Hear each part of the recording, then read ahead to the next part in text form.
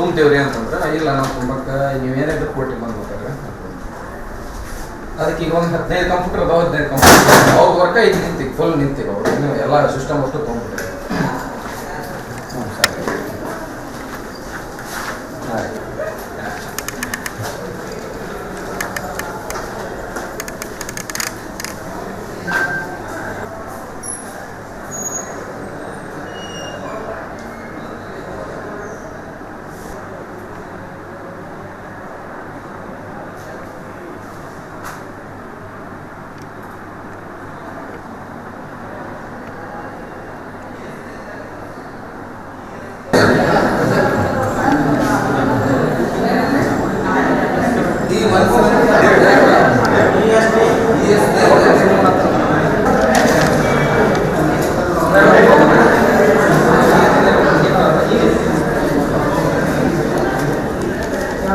ಸರಿ ಆಯ್ತು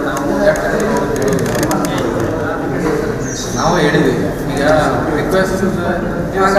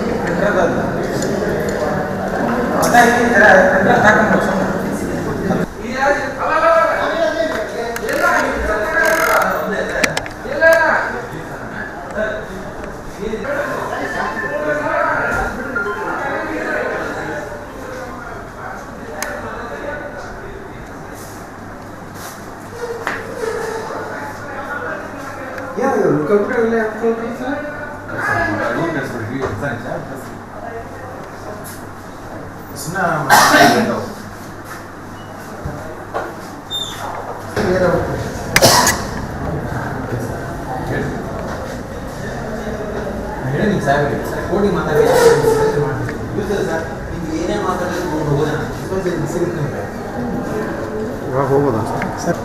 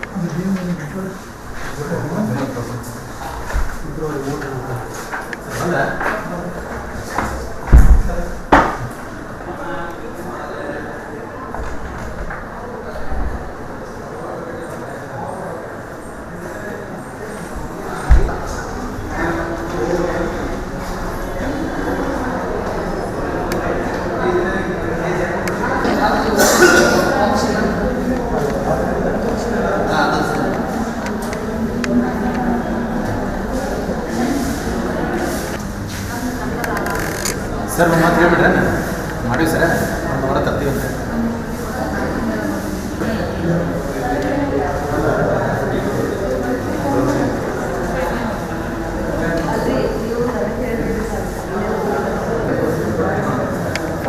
ಇದು ಬರೋಬಿಟ್ರಿ PS 570S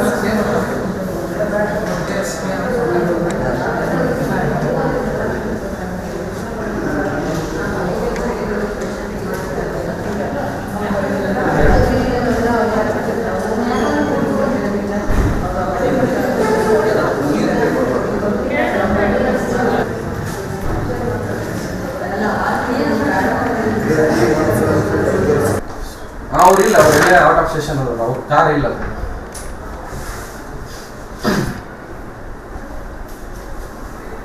ಹಾಂ ಅವ್ರು ಈಗ AC ಅವ್ರು ಬಂದು ಸರ್ ನಮ್ಮ ಹೆಸರು ಸಂಜೀವ್ ರೆಡ್ಡಿ ಗಟ್ಟಡ್ಯಾಳ್ ಅಂತ ವಕೀಲರು. ಇವಾಗ ನಮ್ಮ ಕ್ಲೈಂಟ್ ಅವರು ಆರ್ಬಿಟ್ರೇಷನ್ಗೆ ಹೋಗಿದ್ರು. ಇದು 2012-13 ಗುತ್ತಿಗೆದಾರರ ಬಿಲ್ ಪಾವತಿ ಬಗ್ಗೆ ಅಲ್ಲಿ ಇವಾಗ ಅವ್ರಿಗೆ ಬರೋಕ್ಕಾಗಿದ್ದು 15 ಕೋಟಿ ಕಾಮಗಾರಿ ಮಾಡಿದ್ರು. ಅದರಲ್ಲಿ 18 ಲಕ್ಷ ಬಾಕಿ ಇತ್ತು ಅವ್ರದ್ದು. 15 ಕೋಟಿಲಿ 18 ಲಕ್ಷ ಬಾಕಿ. ಆರ್ಬಿಟ್ರೇಷನ್ಗೆ ಹೋಗಿ ಒಂದು ಸುಮಾರು ಒಂದು 40-41 ಲಕ್ಷ ಅವಾರ್ಡ್ ಆಯಿತು ಎಲ್ಲ ಸೇರಿಸಿ. ಅಲ್ಲಿಂದ ಅವರು ಪೇಮೆಂಟ್ ಮಾಡಿಲ್ಲ, ಯಾರೋ DVDC ಅವ್ರು ಮಾಡಿಲ್ಲ, DC ಅವ್ರೂ ಅದರದ್ದು ಜವಾಬ್ದಾರಿ ತೊಗೊಂಡಿಲ್ಲ. ಸುಮಾರು ಹಿಂಗೆ ಕಾಲಹರಣ ಮಾಡ್ಕೊಂಡು ಬಂದರು. ಇವಾಗ ನಾವು ಈಗ ಎಕ್ಸಿಕ್ಯೂಷನ್ ಕೇಸ್ ಹಚ್ಚಿ ವಾರಂಟ್ ಜಪ್ತಿ ತೊಗೊಂಡ್ರು ಕೂಡ ಅವ್ರು ಯಾವುದೇ ನೀರಿದಂಥ ಕ್ರಮ ಕೈಗೊಂಡಿಲ್ಲ. ಮತ್ತು ಅವ್ರು ಕೇಳಿದ್ರೆ ಹಾರಿಕೆ ಉತ್ತರ ಕೊಡ್ತಾರೆ. ಇಲ್ಲಿ ಯಾರು ಪ್ರಾಜೆಕ್ಟ್ ಡೈರೆಕ್ಟರ್ ಆಯ್ತು, ಇವರು ಡಿ ಸಿ ಆಫೀಸ್ನವ್ರು ಆಯ್ತು, ಸುಮಾರು ಬರೀ ಹಾರಿಕೆ ಉತ್ತರ ಕೊಡೋದು. ಇವಾಗ ತುಂಬ್ತೀವಿ, ನಾಳೆ ತುಂಬ್ತೀವಿ, ಸರ್ಕಾರದ ಕೂಡ ಸಮಾಲೋಚನೆ ಮಾಡ್ತಾಯಿದ್ವಿ, ಸರ್ಕಾರದ ಕೂಡ ಪತ್ರ ಬರೆದಿದ್ವಿ, ಹಾಗೆ ಹಿಂಗೆ ಅಂತ ಇದನ್ನು ಕೊಟ್ಟಿದ್ದಾರೆ. ಏನು ರೀ ಕನ್ವರ್ಜೇಷನ್ ಮಾಡಿದ್ವಿ ಅಂತ ಹೇಳಿದಾರೆ. ಬಟ್ ಇಲ್ಲಿವರೆಗೂ ನಮ್ಮ ಗುತ್ತಿಗೆದಾರದು ಯಾವುದೇ ಥರದ ಬಿಲ್ಲನ್ನು ಪಾವತಿ ಮಾಡಿಲ್ಲ. ಅದಕ್ಕೆ ನಾವು ಕೋರ್ಟ್ನಿಂದ ಜಪ್ತಿ ಆರ್ಡರ್ ತೊಗೊಂಡಿದ್ವಿ. ಹೆಚ್ಚುವರಿ ಸತ್ರ ಜಿಲ್ಲಾ ನ್ಯಾಯಾಧೀಶರು ಗದಗಿನಿಂದ ಏನು ವಾರಂಟ್ ಜಪ್ತಿ ಆರ್ಡರ್ ತೊಗೊಂಬಂದು ಇವಾಗ ಡಿ ಸಿ ಕಾರು ಮತ್ತು ಪೀಠೋಪಕರಣಗಳು ಮತ್ತು ಕಂಪ್ಯೂಟರ್ನ ಜಪ್ತಿ ಮಾಡಕ್ಕೆ ನೋಡಿದ್ವಿ. ಬಟ್ ಅವ್ರು ಡಿ ಸಿ ಅವ್ರೇನೋ ಇದಕ್ಕೆ ಹೋಗಿದ್ದಾರೆ, ಹೇಗೆ ಬೆಂಗಳೂರಿಗೇನೋ ಹೋಗಿದ್ದಾರೆ ಅಂತೇಳಿ. ಸೊ ಅದಕ್ಕಾಗಿ ಈಗ ಅವ್ರದ್ದು ಏನು ಸಿಸ್ಟಮ್ಸ್ ಅದಾವಲ್ಲ, ಕಂಪ್ಯೂಟರ್ ಸಿಸ್ಟಮ್ಸ್, ಅವನ್ನೆಲ್ಲ ನಾವು ಈಗ ಜಪ್ತಿ ಮಾಡಿ ಕೋರ್ಟಿಗೆ ತೊಗೊಂಡೋಗ್ತಾ ಇದ್ದೀವಿ.